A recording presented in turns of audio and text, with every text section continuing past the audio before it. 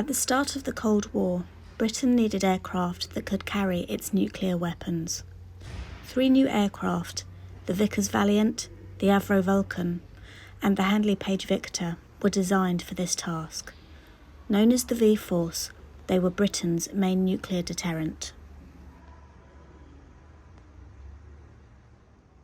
When this Victor XH648 was first delivered to RAF Honington in 1959, it was coated in protective anti-flash white paint to reflect thermal radiation from the explosion of the nuclear bombs it was designed to carry.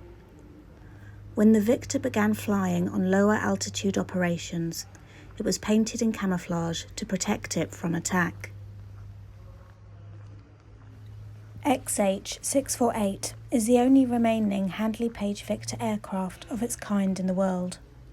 After 5 years of restoration, it is now complete, one of the longest and largest conservation projects ever undertaken at IWM Duxford.